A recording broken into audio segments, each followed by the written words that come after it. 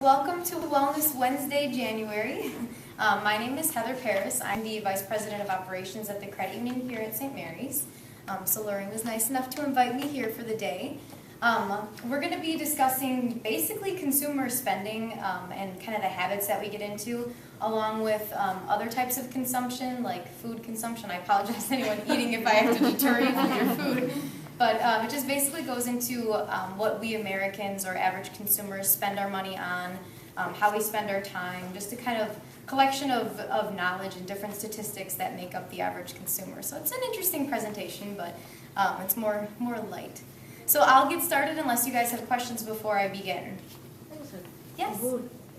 I'm assuming you're doing a PowerPoint? Yeah. Like, will we be able to get copies of the I can send PowerPoint copies, yeah.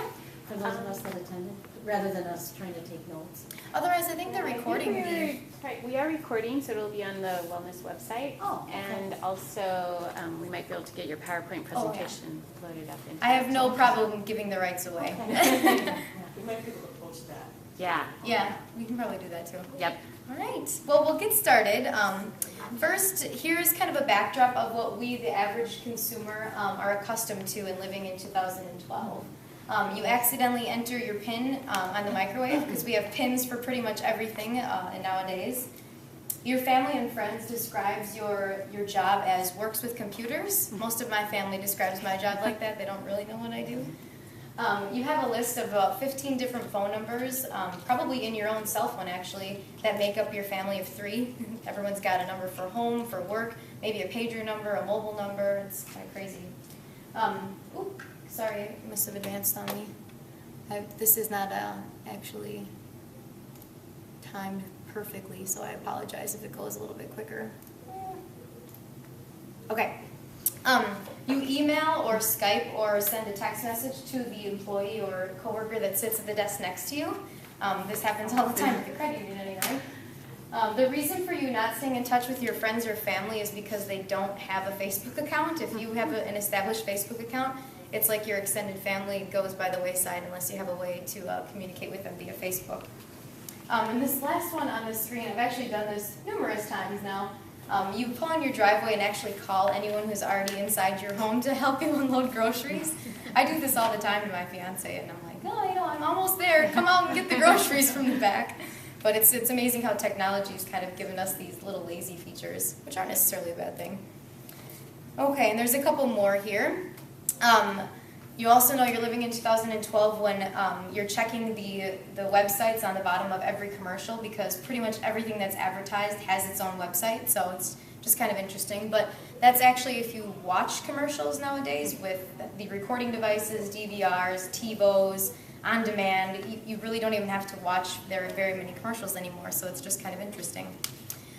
Leaving the house without your cell phone, which you probably didn't own for the majority of your life, it now causes panic, and you'll probably turn around and go home to actually go get it because you can't live without your cell phone. It's one of the reasons things have changed. I don't know why this keeps going. I'm sorry, guys. You get up in the morning and you go online before you actually pour your first cup of coffee and or start your day. It seems like more and more everyone's updating statuses or seeing what everyone else is doing already in the morning before you actually start your normal work day. You start tilting your head sideways to start smiling because that's how we text, and that's what a smile is to so many parts of the world, especially the younger generation. Using real money is actually kind of more of a difficult thing to attain, so you have to plan and find time when you're going to actually get some cash out. With the credit union here, it's kind of easy, but for a lot of people, you have to plan and go and find money somehow. Okay. So how much money do you spend every year? Is it more than you actually take home in income? If that is the case for you, you're probably normal. Most Americans actually do spend a little bit more than they're actually taking home in income.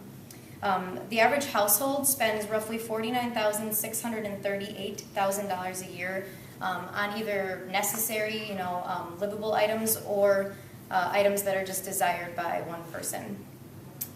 The annual household income before taxes, and this is based on 2009 statistics, is just over $63,000 in income. And again, that's before taxes, so when we take that into consideration, that spending $49,000 worth is probably over what we're actually bringing home in actual cash. So just kind of something to think about. And then if you look on the slide here, we actually have an average of 2.5 people that make up the average household, so mostly being a parent and a child, or a parent and 2 children based on those stats. And there's usually 1.3 earners in each household, so a lot of households still just have one income that they're basing it off of, but as you can see, there's another 30% that have dual incomes. Like I said, the average consumer spends $49,000, almost $50,000 per year, and these statistics really haven't gone down or up with more effects of the recession. These were from 2009, and they're still kind of true in 2010, and I haven't gotten the stats for 2011 since it's still so new, but that's basically what we're spending today as a whole. And also the average consumer owns 1.9 vehicles. That's the household, not one person, but the household owns 1.9 vehicles on average. But the unfortunate part of that is that 67% of those owners still owe money on a loan for that vehicle and or their house. So just kind of interesting. So this chart, I'm not sure if you're able to read it from where you're sitting, but it goes through exactly what that $49,000 is made up of. So it's, as you can see, a ton of different things. The most or the largest expenditure is housing, and that makes perfect sense. We're spending roughly 34% of our income on housing. So if your family or household makes $63,000 roughly a year, you're spending almost $17,000 per year on housing costs. The second largest expenditure, sorry, I don't know what's doing it. The second largest expenditure is transportation. Again, really no shock. These are more the necessities that we have to spend this money on, so we're okay with it. And that's just over $3,200 every year that goes towards transportation and fuel. Another large expenditure is healthcare, and that's actually going up quite a bit from 2009 to 2011, 2012. But in 2009, we spent just under $3,000 a year on healthcare, and it's gone up to about $3,500 a year going forward after 2009. Again, these are all physical necessities, so it's things that no matter what, you're going to spend the money on regardless because you have to have these things to live and to work. So we're not terribly concerned about these as far as the consumption side. We'll get into the ones that we are concerned about a little bit later. The physical necessity, again, that we're spending money on is food. We spend 12.4% of our income, our whole budget on food. That's made up of going out to eat, buying food for groceries, making food at home, taking food to work. That's all kind of consumed as 12.4%. The other things are like insurance, alcoholic beverages. I used to give presentations like this to a lot of groups that met at night, and there was a lot of drinks flowing, so those numbers skyrocketed at those types of meetings, but not this meeting since I hope no one's drinking on their lunch. Education makes up a pretty good chunk, and that continues to grow. It's only about 2% right now of a household income, but it usually goes up quite a bit.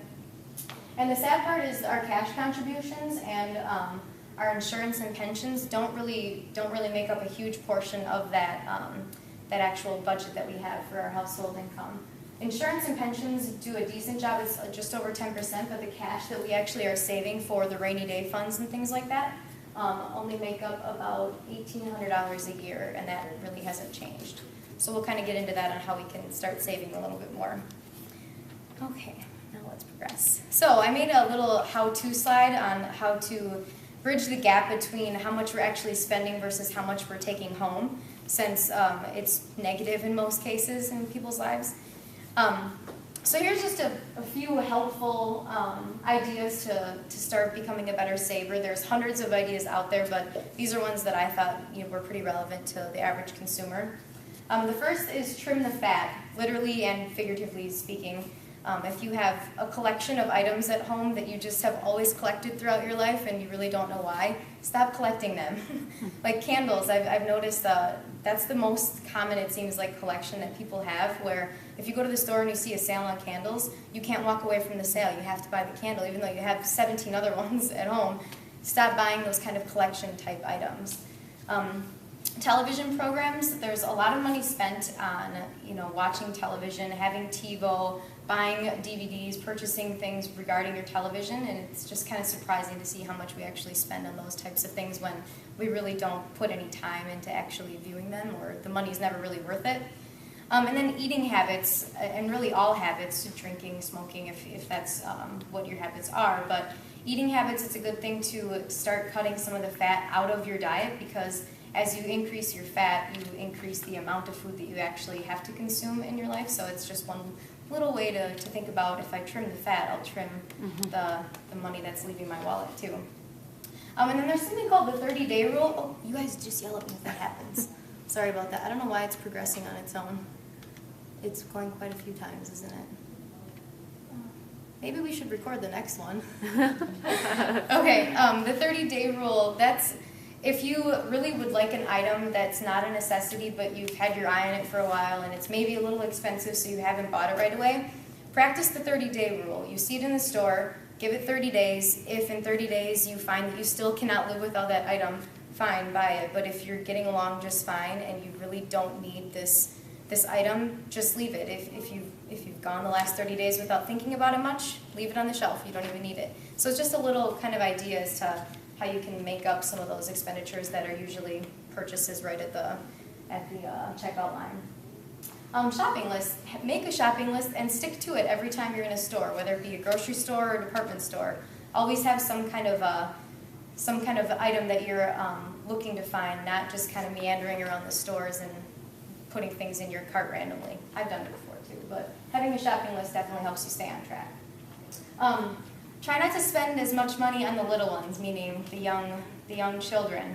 I've noticed a lot of times, especially in my family, I've got a lot of nieces and nephews. Half the time they don't care what they're wearing, they don't care what kind of toys they're playing with unless they're at that certain age where they have to have this particular type of toy.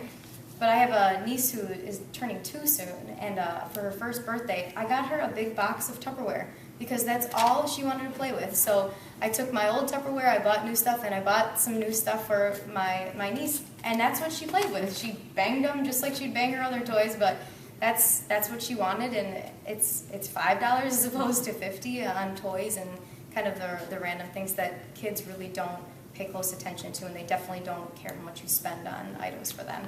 So be cognizant on how much you're spending on, the little ones. When they get to a certain age, it's hard to not get them exactly what they want, because I know that they can be pretty particular, but especially the little ones. Water. This is just kind of a basic step in any kind of healthy living, but if you drink water, it's known that you're going to be fuller faster, and it's going to prolong you actually getting hungry. So if you drink a glass of water before a meal, or when you're thirsty before grabbing for change to go get a soda, it not only helps your diet, it helps your wallet as well, because you're not going to spend as much money on going to get energy drinks or juice drinks or sodas, etc. So water sounds easy and simple, but it really is easy and simple, and it saves you quite a bit of money. And then create a budget, and a realistic budget. It's always important to have some kind of idea in mind of what your expenditures are totaling. Take months past that you've actually seen gone in and out of your accounts, and see what you actually need to live on, not what's just available to you, and stick to it and write everything down that you're kind of going over and or under your budget. And then this is just the last one that I threw in there because we see it so often at the credit union. Cancel your memberships to clubs and or tanning companies or things that you don't really pay attention to anymore. You may have signed up for a book club or something 8 months ago and you haven't gone since you first signed up. Make sure to cancel those subscriptions. You'd be surprised on how that transaction just comes right out of your account without even thinking, and you have only gone to one meeting. So just little things like that to be cognizant of. It's more the automatic or electronic things that people forget about. So just something to throw in there because we see it so often.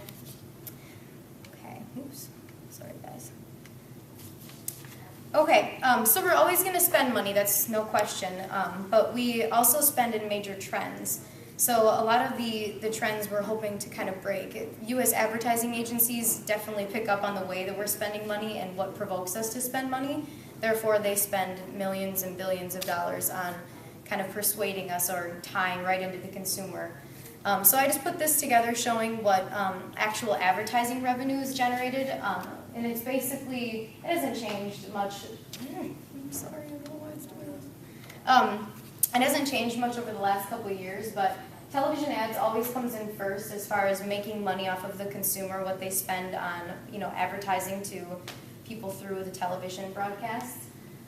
It makes about $67 billion worth of revenue. That means that we're spending that money and giving it back to, U.S. advertising agencies and television marketing. So it's not really a shock because everyone watches TV. Direct mail is surprisingly still pretty high, even though we have email and online services.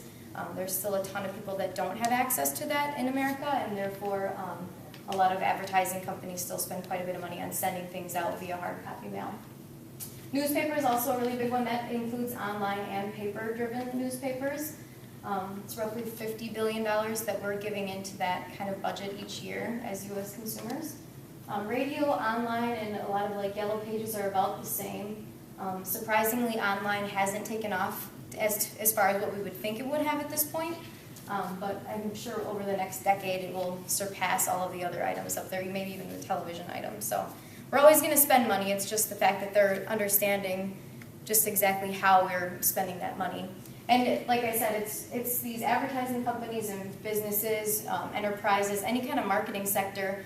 They want to know how to appeal to the average consumer, so they're constantly studying us, how we spend our money, where we spend our money, and what provokes us to actually spend it, which explains why they spend a lot of money on making sure that we're well aware of their products and services. Okay, so here's some specific examples of how we spend our money, going back from this income side. I gave the wedding kind of category a good one because I'm getting married in June, so I already feel like I'm overspending on everything. But the average amount spent on a wedding in 2006 was just under $28,000 for an average wedding. So we definitely spend a lot. That's almost doubled since 1990. The average cost in 1990 was just over $10,000 for weddings. So it's kind of sad that in the last 2 decades almost we've spent double what we're used to spending. My parents have a hard time working with my budget since it's been 2 decades since they got married.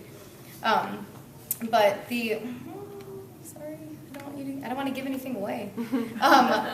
The wedding market actually represents an $80 billion a year industry, and again, no shock there if we're spending $20,000 per happy couple. So yeah, the spending doesn't stop there either, unfortunately. Divorces ring right in there as well. The average cost of a divorce in 2009 was roughly $21,000. So if you remember back to that slide, it was just over $20,000 in 2009, which means that we spend more on getting divorced than we do on the actual wedding ceremony and reception. And it's becoming more of a trend with legal battles. It seems like divorces end up costing quite a bit more than an actual wedding.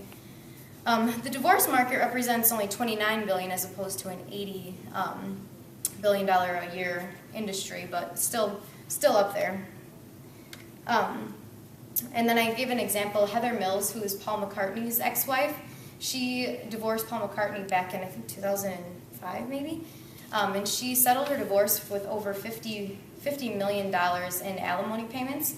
So she made $34,000 a day for 4 years. So that kind of tells you how expensive a wedding can be depending upon how much money you make too. So it's kind of interesting. Hopefully, not all divorces end up like that, but maybe for her. Okay, so Americans have definitely a difficult time saving their money with everything that goes on for necessity-driven things, but therefore we tend to waste quite a bit of money in interest as well. And speaking more on the financial side of it, credit card interest and loan interest. This is where it hits home with the credit union too, because we see this all the time. Average 2010 household credit card debt was actually just over $15,000.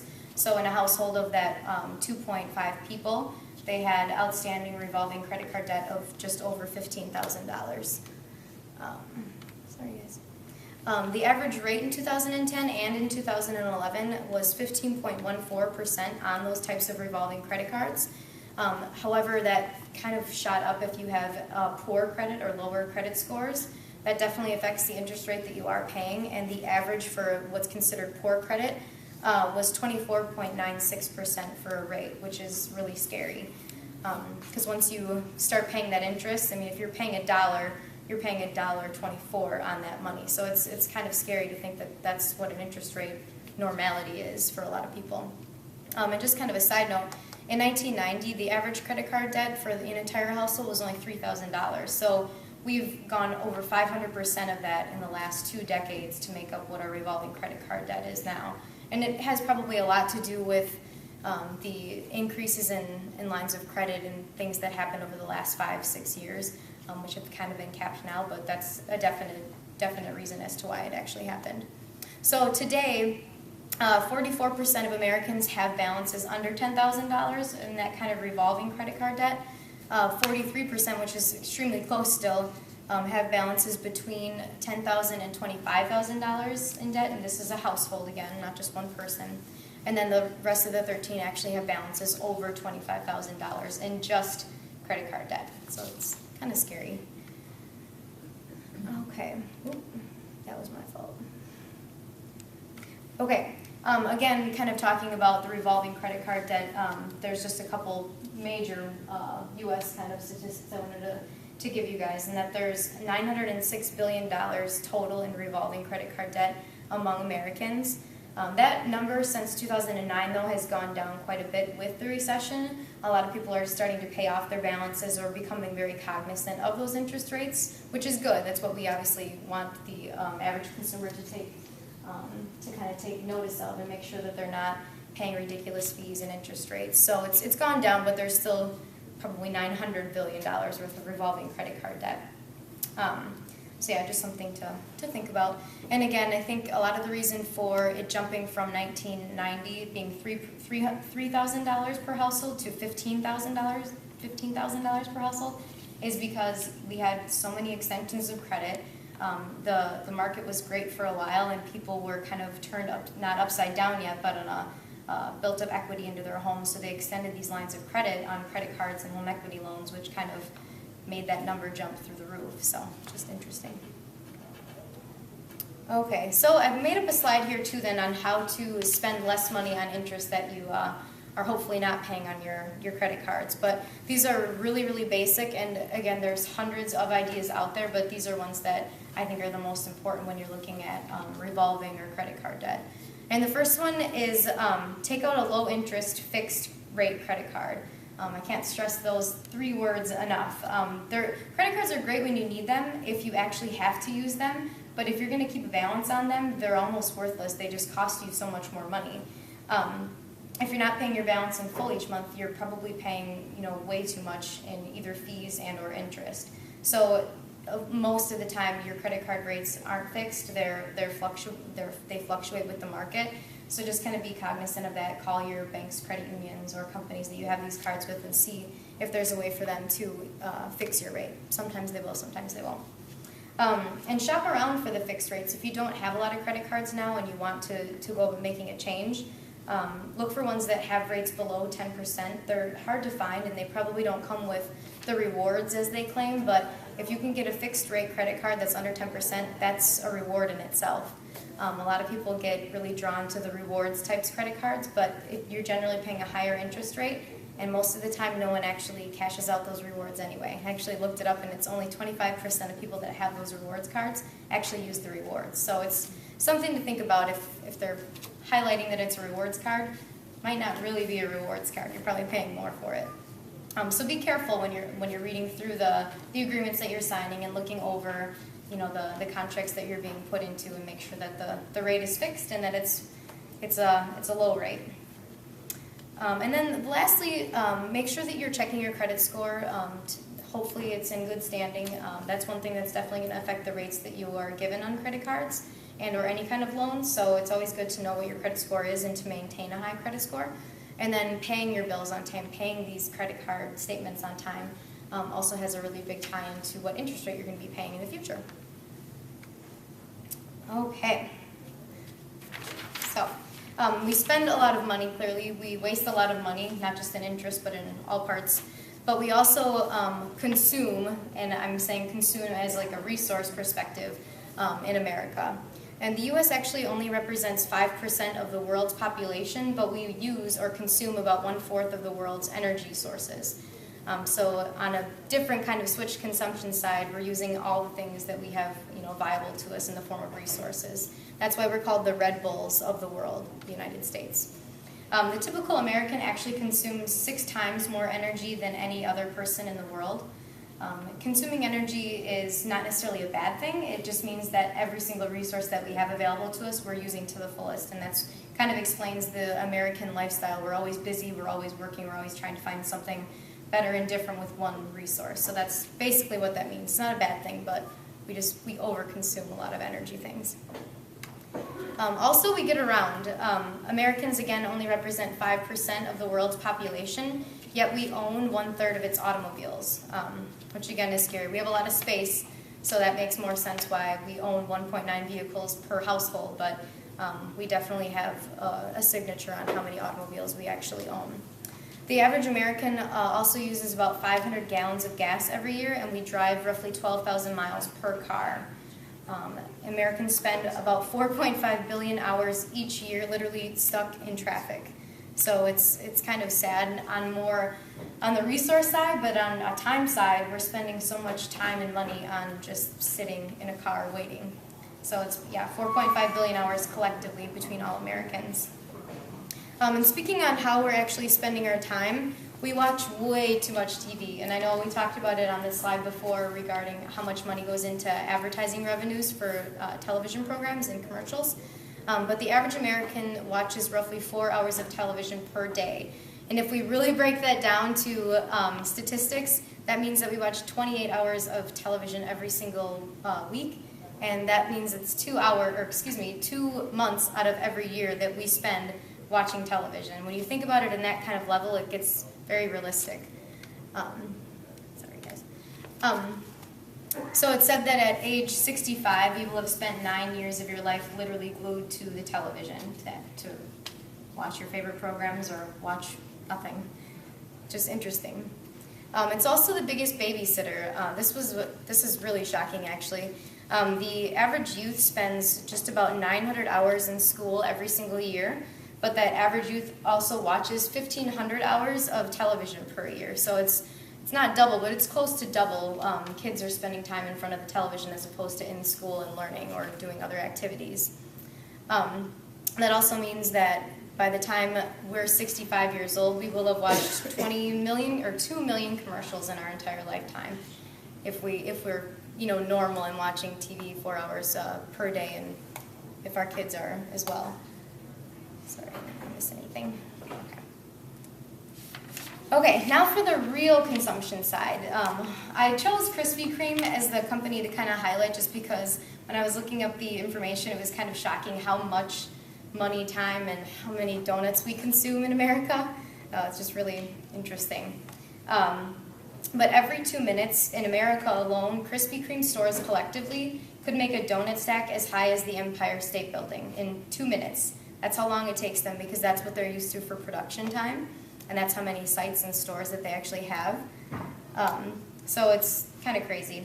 They make 5 million donuts every single day, and totaling about 2 billion every year, and they use about 1 million pounds of sprinkles every year to get through all of these donuts. So what does this mean? It means that Americans eat or consume millions of Krispy Kreme donuts every single day, which is a lot of grease. And I feel like we need to be very aware of these statistics because it's just kind of scary that not only is it a bad for you food, but it's one of the worst for you foods, and it doesn't really do anything nutritionally.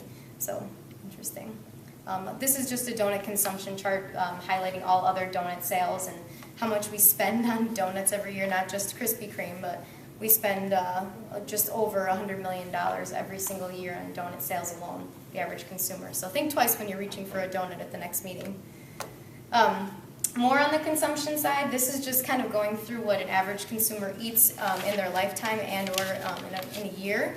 In 2010, the average person consumed 134 pounds of flour, 66.6 pounds of beef, 24.2 pounds of ice cream, 21 pounds of salted snacks, and 12.7 pounds of chocolate. And that's pretty common, actually. The average 12-year-old boy drinks 700 sodas per year, which is just about 2 a day. That's kind of scary, too, for a 12-year-old. And Americans eat out an average of 4 times per week. That's been kind of the case in the last 10 years and still today. And the average American eats at McDonald's probably more than 1,800 times in their life. which doesn't seem like a ton, but it's a ton. If you think about, that's 5 years of your life going to McDonald's almost every day. And then during your lifetime, you'll eat roughly 60,000 pounds of food, which is the equivalent or a weight about 6 elephants. That's funny. So we eat a lot, we waste a lot, we consume a lot, but when I was referring to waste, we also waste a lot of resources that we have available to us, and this is more on the recycling basis. In 1 year, the U.S. throws away enough office paper to build a stack 12 feet high and 12 feet wide that would stretch from California to New York. We throw away enough aluminum to rebuild our entire U.S. air fleet within 3 months. Almost done. And also, this is just an interesting kind of statistic regarding waste and kind of what goes into these landfills. About 20 billion used diapers are buried in U.S. landfills every single year. That represents roughly 7 billion pounds of literally garbage. And the diapers take about 500 years to decompose, so it's just kind of an interesting twist on recycling or switching to something more green. This is kind of to sum up how you can better your overall wellness or consumption kind of sides, both financially and health-wise. Be appalled at the stats. They're true. I mean, I've done a lot of research and looked a lot of things up, so just keep them in mind. Make sure that you inform the youth or your children just so that they're aware of how they can start making changes and doing budgeting and things like that so that they're more prepared once they're out there on their own. Practice portion control. Clearly, you always want to think about how many cheeseburgers you've already eaten in your life and whether that next one that you're willing to purchase is really worth it. Oh, sorry. One more. Exercise regularly. It's known that if you exercise regularly, you're not apt to eat more convenience types foods or fast foods. So it's just always something to think about. And test yourself. Make sure that if you set goals and that you have things written down that you're testing out of how your goals are set. And then do your part in the recycling field. I wanted to add that in there as well to make sure that people are still cognizant of how much we waste and put into landfills each year as well, because it affects everything about consumption. And then we can probably skip these. They're just little tidbits of information about how much a stamp has calories. It's 1/10 of a calorie in every lick of a stamp. Little things like that. If you want to peruse through, you certainly can. But I know we're running really close on time. So that's basically it. Hopefully no one had any questions. Sorry we had to kind of rush through this one. Thank you. Thank you, guys.